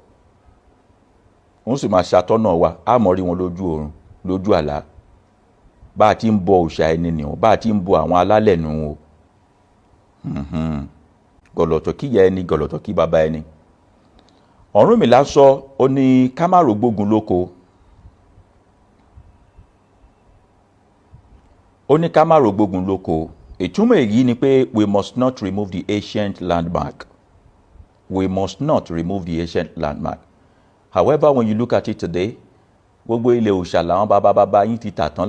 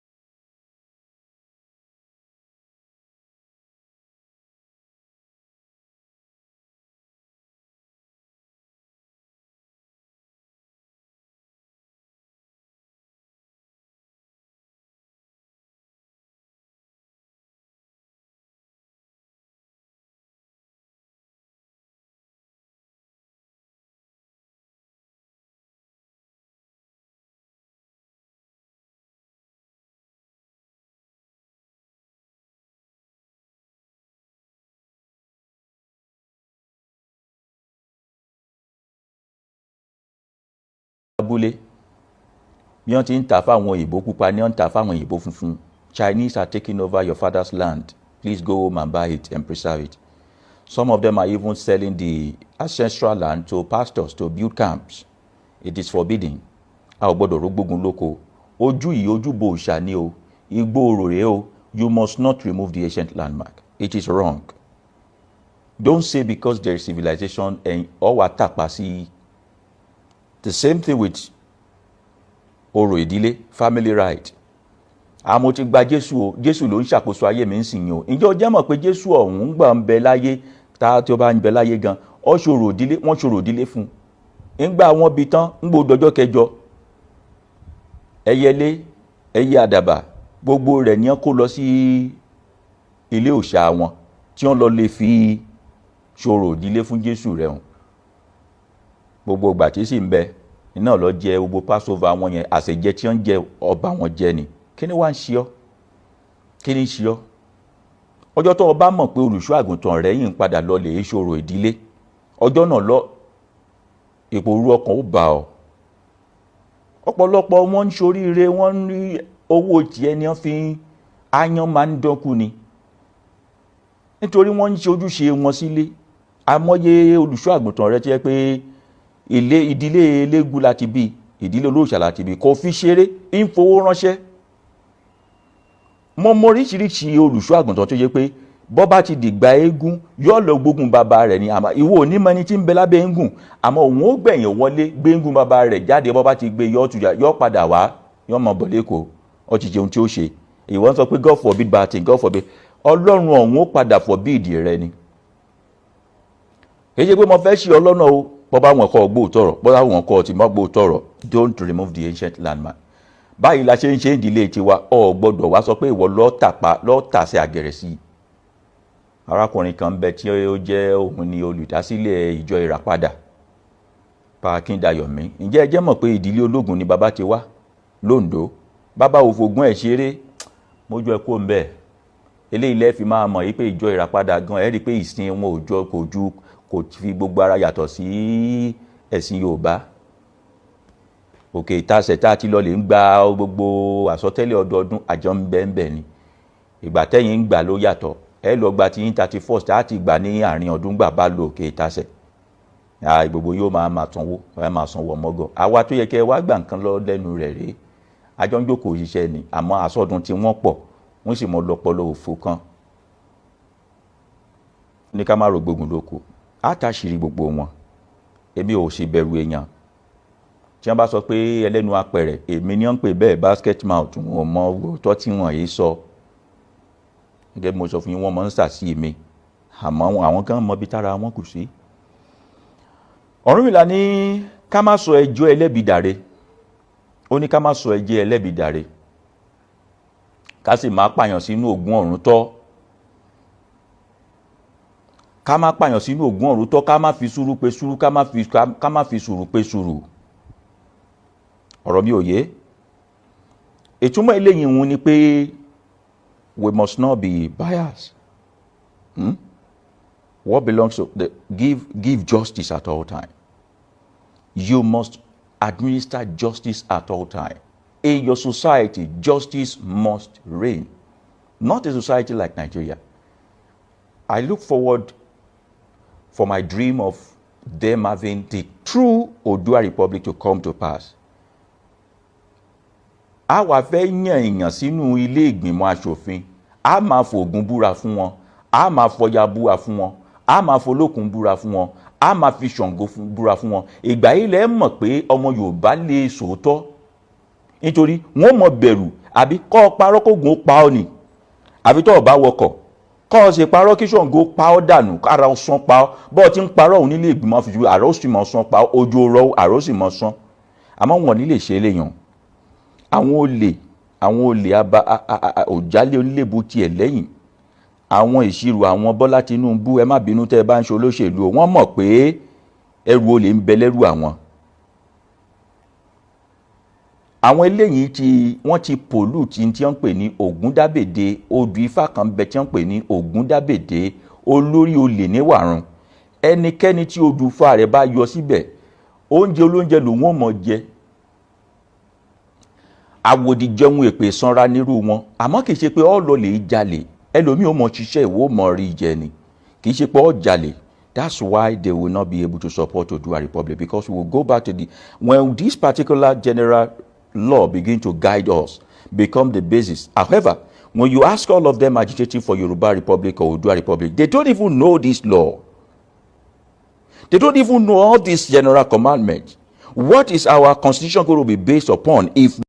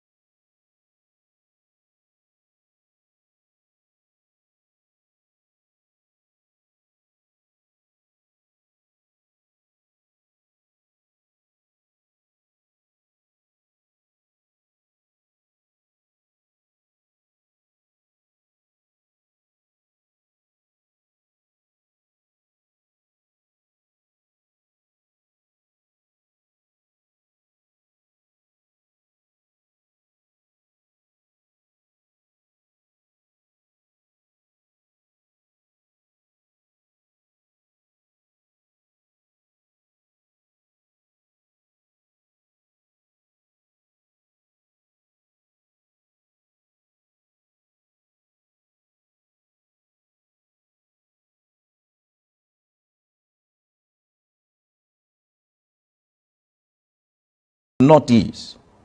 What else do we need as constitution if not this? But they don't know it. They want a new republic. Yẹ̀yẹ́ not true. Agba Republic, ayé mọ̀ pé orúkọ Jésù, àbí? Agba Republic, ayé mọ̀ pé Allah, àbí? Ẹ ṣẹ̀ṣẹ̀ bẹ̀rẹ̀ ni o. Ó ní ká má fi sùúrù pé sùúrù, ká má fi sùúrù pé sùúrù, ká má pààyàn sínú ogun ọ̀run tọ́, ká má sọjọ́ ẹlẹ́bi dàre, ká má sọjọ́ aláre dẹ̀bi, ká sòótọ́ síbi tó tọ́ ń bẹ. Ọ̀rúnmìlà ló sọ bẹ́ẹ̀. Ifá Ògúndáṣẹ̀ ni mò ń sọ fún yín. Ọ̀pọ̀lọpọ̀ yín bẹ́ẹ̀ bí tó yẹ pé tọ́bẹ̀tẹ̀ bá ti rí dọ́là gbà, ẹ mọ̀ sọ̀rọ̀ kí sọ lẹ́nu ni, ẹ wọ́n mọ̀ sọ̀rọ̀ bíi tamborin, ẹ mọ̀ tamborin, àti wájú àtẹ̀yìn ni ó mọ̀ púrà. Ní ìtẹ̀síwájú ó ní ká má fi ogun gbọ̀nà ẹ̀bùrú ja Ilé Ifẹ̀. Èyí tí wọ́n mọ̀ sọ kẹ́yìn nínú general law the general law. Ó ní a ò gbọ́dọ̀ fógun gbọ̀nà ẹ̀bùrú ja Ilé Ifẹ̀. Kí ni túmọ̀ eléyìí? Let me paint a scenario for you. you live in a house with people, either your family or they adopted you or they give you a place to stay.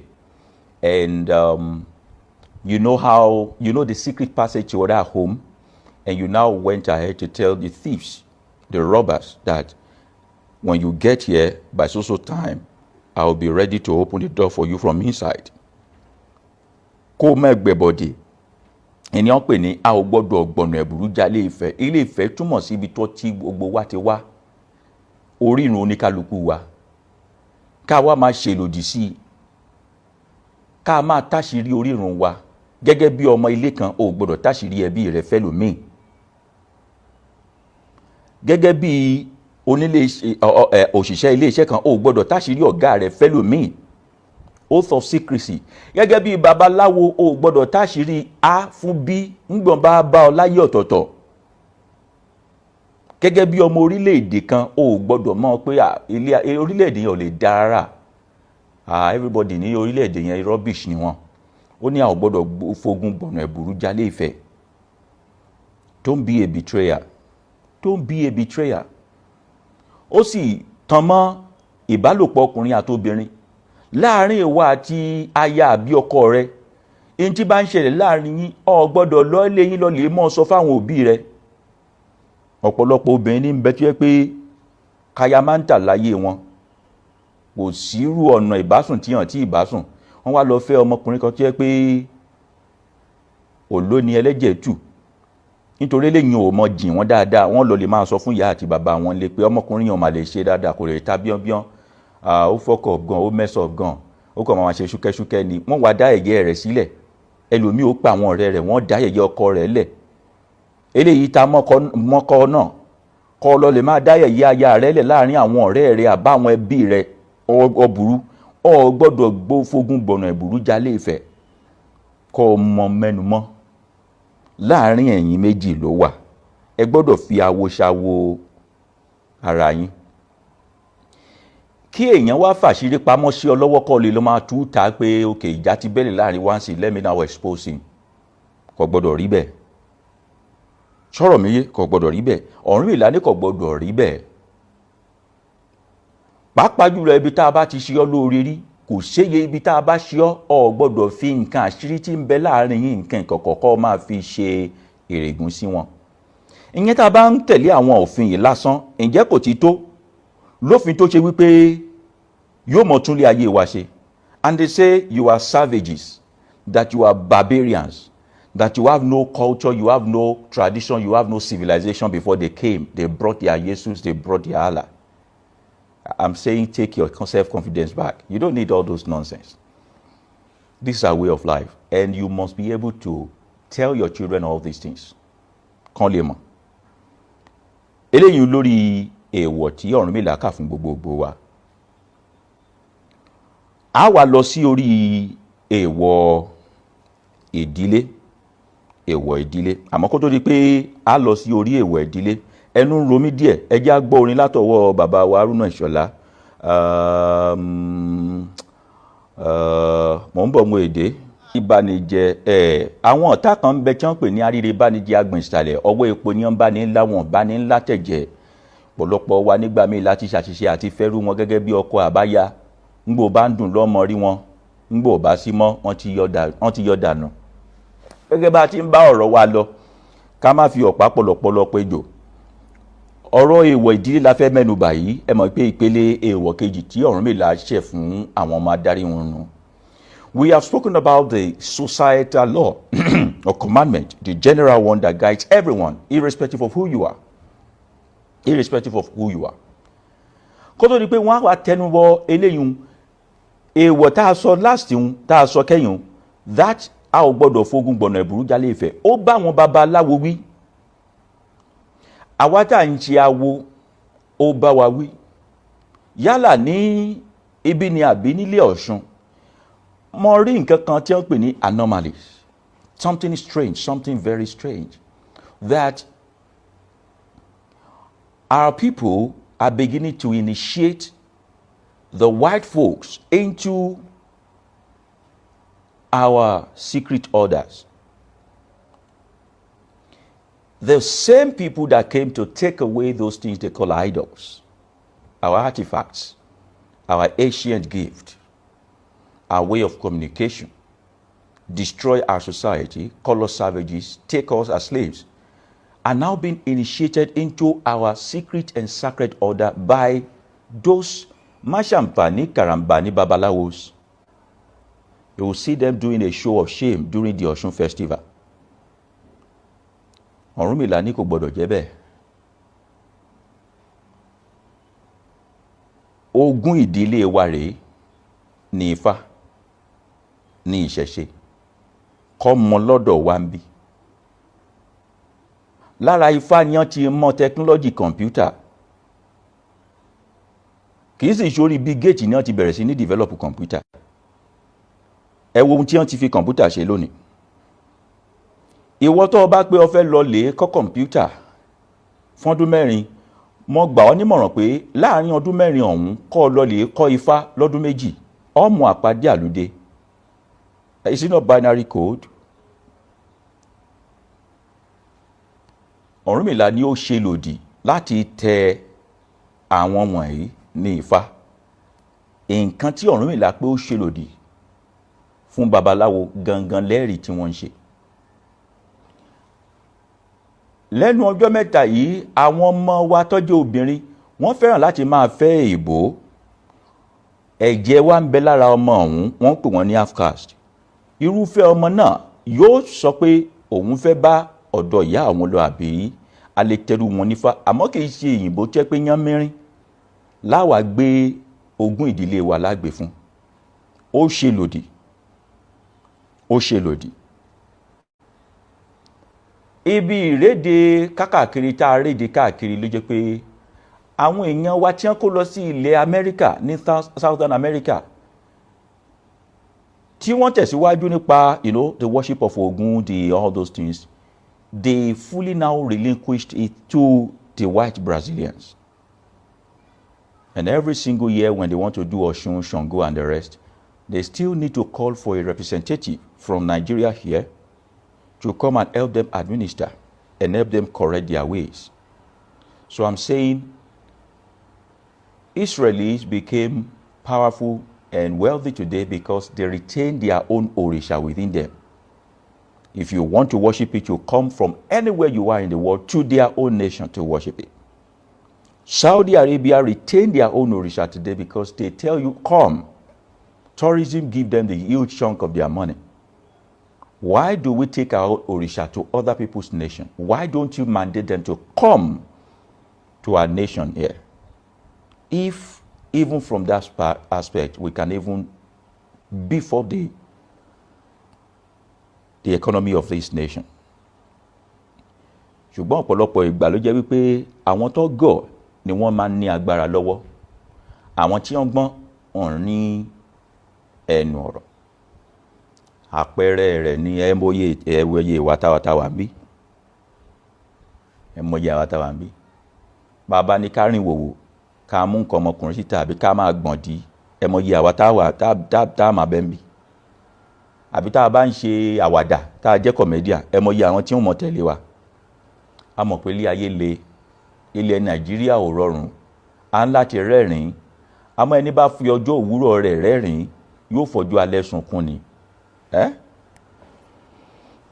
Ẹja máa bá lọ. A wá bọ́ sí ìpele èèwọ̀ ìdílé. Kẹ́ẹ̀rí bí a ṣe tó, bí Ifá ṣe tó. Èèwọ̀ ìdílé wà. Ìdílé tá a bá ti bí oníkálùkù ni ó sọrú èèwọ̀ tí ó mọ yẹra fún lọ́dọ̀ rẹ̀. Family commandments. There are so many people born into a certain kind of family. Maybe in their family, they have dedicated their lives to observing the way of Shango. There are things that Shango doesn't like while he was alive. They cannot do it. There are those who came from the family of Ifa, or Ọ̀rúnmìlà rather. There are those who are from the family of Ọbàtálá, Ọbàntà, Ọya, Ọ̀ṣun, Ògún. Egun. For example, those who came from the family of Egun, wọn ò gbọ́dọ̀ jẹ ọ̀rúnlá. It's a type of okra soup. Bọ́ bá ń jẹ ọ̀rúnlá nǹkan mọ̀ ṣe lòdì sí ọ ni. Àwọn Ọlọ́bàtálá wọn èé mẹ́mú. People from the family of Ọbàtálá, they don't drink palm wine.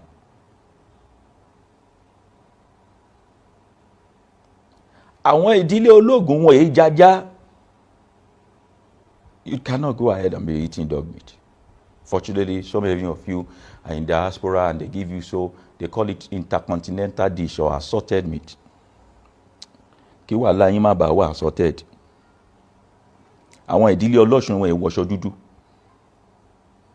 They don't put on black dresses. Bẹ́ẹ̀ lọ.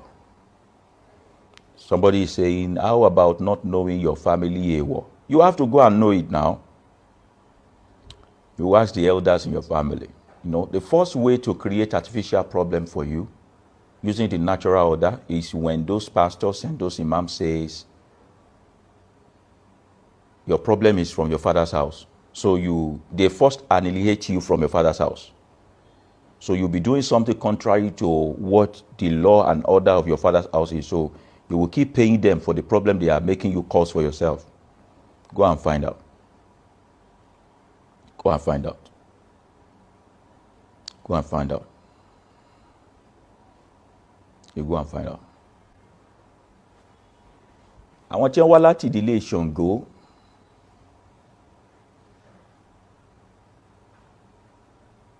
ọtí jìnnà sí wọn púpọ̀. Wọ́n ì sábà ń wọṣọ funfun, wọ́n mọ̀ wọṣọ dúdú. And those who came from the Ṣàngó's lineage, it is even forbidden for them to be barbing their hair.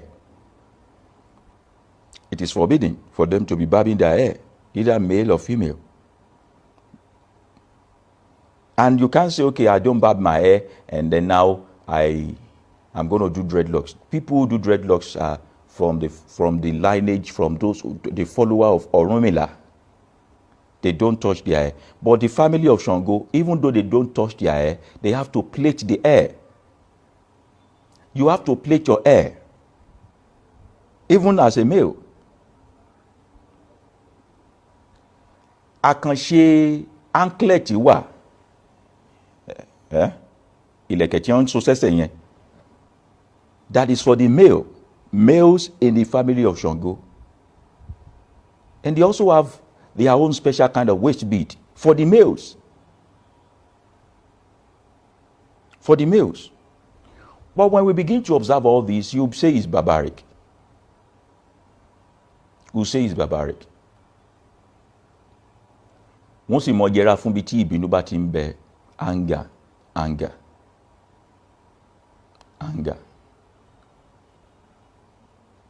Iná ọmọ òrara ni wọn ò gbọdọ̀ fẹ́ ẹni tó yẹ pé wọ́n identify pẹ̀lú fire. Ní la fi sọ pé checking compatibility of your spouse is important. It is important.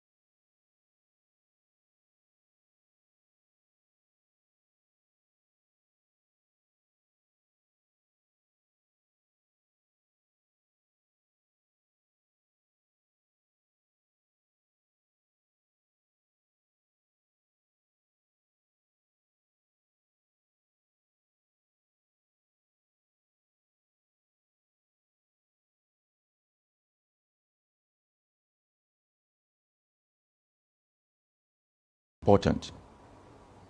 Aside from knowing your element, we are able to also trace which of the orishas do you identify with. Somebody is asking now about people who came from the family of kings. What orisha is the king's family from? Being a king is not a taboo. You can be from the house of Ogun, house of this, and be a king. So we still trace back the orisha they do in your family. You get? Ṣé ká máa bẹ́tò lọ?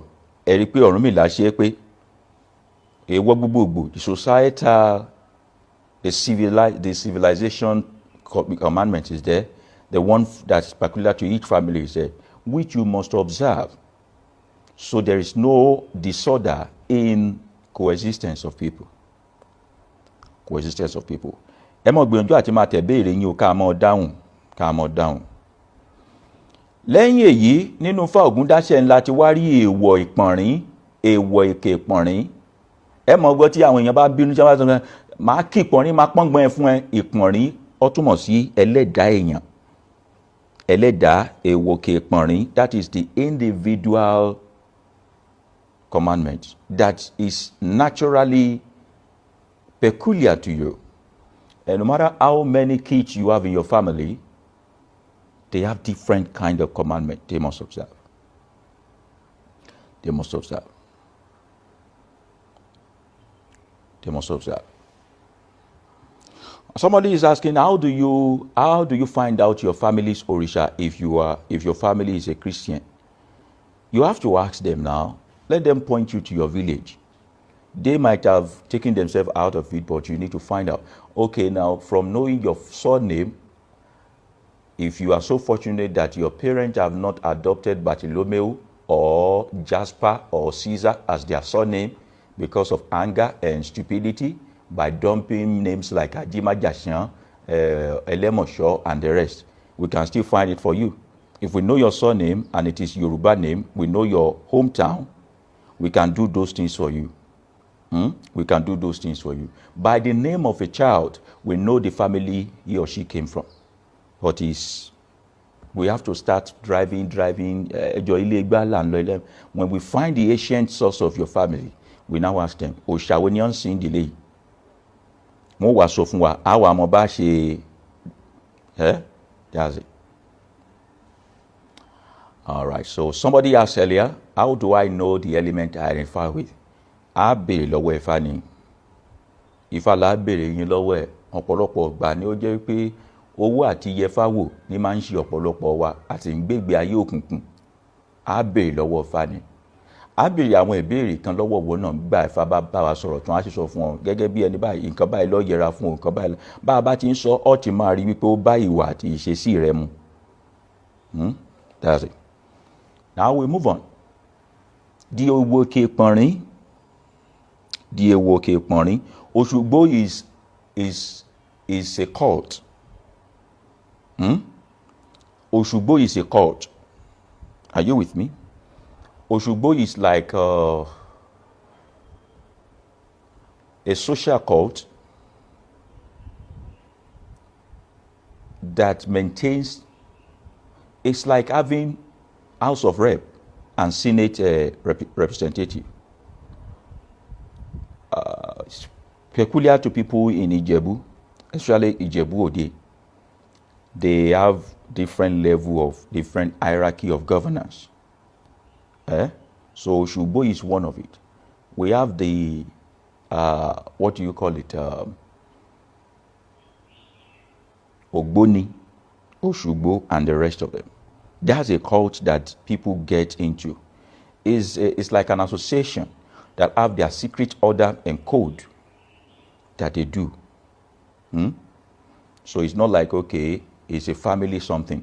Even if you are from Ogun family, Oya family, and the rest, you can still be part of that social cult. Are you with me? All right. So please, how about those in Caribbean taken away as slaves? Yeah, that's why they need to also find out. The first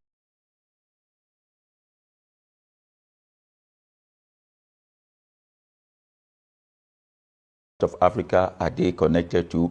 If they are Yoruba, we begin to now find their ancestry.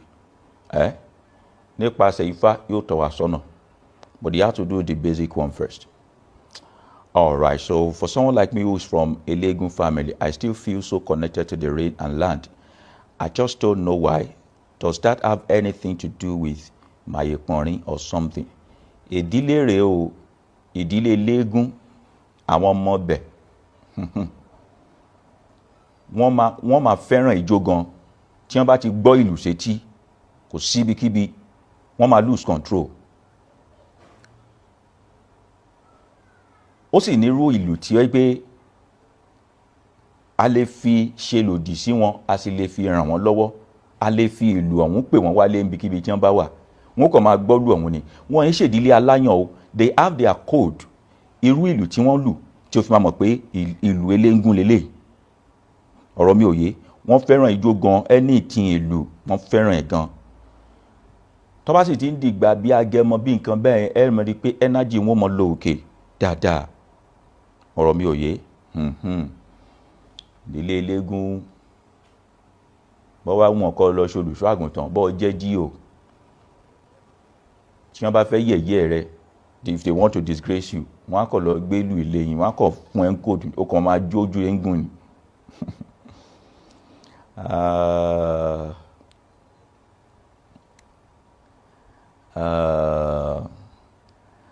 Let's quickly deal with Òkè Ìpọ̀nrín. Òkè Ìpọ̀nrín is your personal taboo. A mọ̀ rí èwo Òkè Ìpọ̀nrín bá a bá yẹ kádàrá èèyàn wò àbí tá a bá ṣe àkọsẹ̀jáyé fún ọmọ.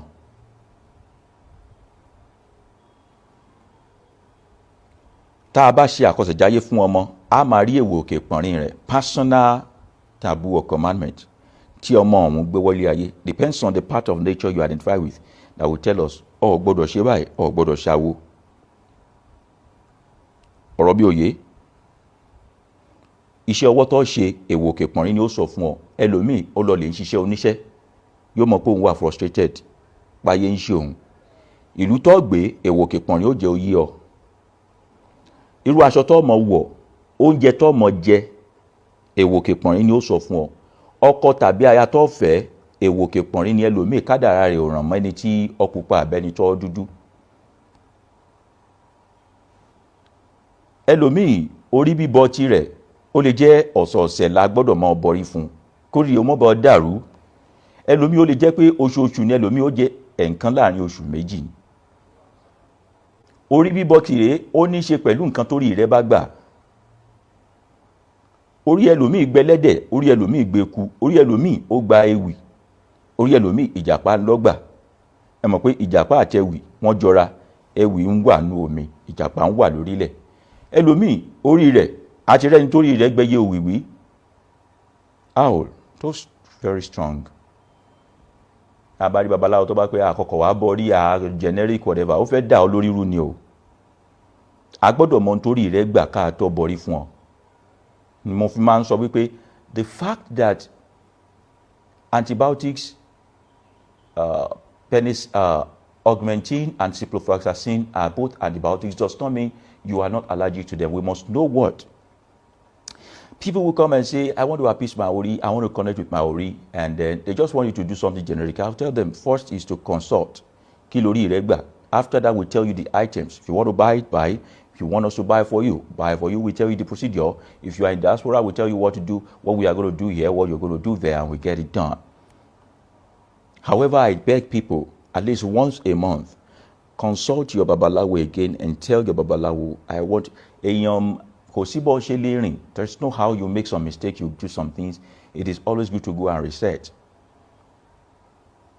It's always good to go and reset. It is going to church, going to mosque is a distraction from who you are, from your spirituality.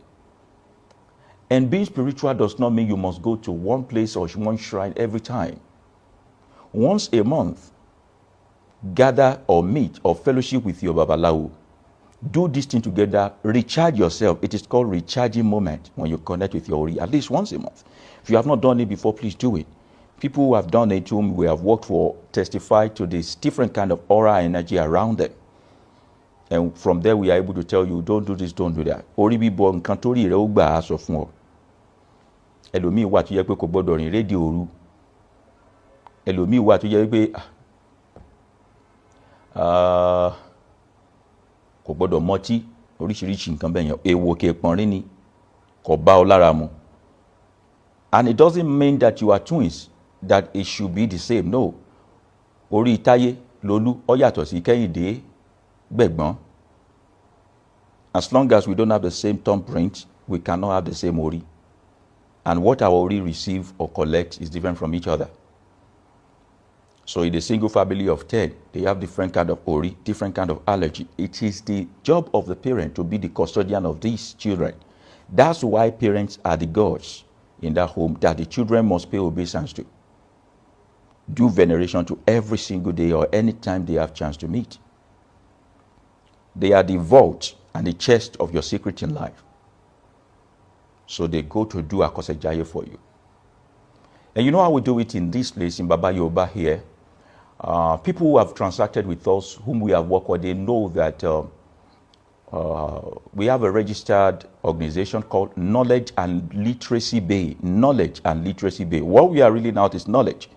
And our intention is to have everybody to become literate regarding this African spirituality. So it's a bay of knowledge and literacy. And we try as much as possible to upgrade our system and our way of reporting to people. You come to consult Ori or do Akosejaye or check Kadara from us and all that. You give us the basic requirement we need. When we get the stuff from IFA, we send you a mail giving you a report and lowdown of all the things you need to observe, the things you can do, the way you are. We give it family by family, person by person, so that you can have a safe copy of it and you don't get to forget. Are you with me? We do that for people. The general taboo or the general commandment, I've said that. The one peculiar to family, it is until when we know your family name and we know the Orisha they do there, that will point us in the right direction of what you should not do, what you should do. Tell everyone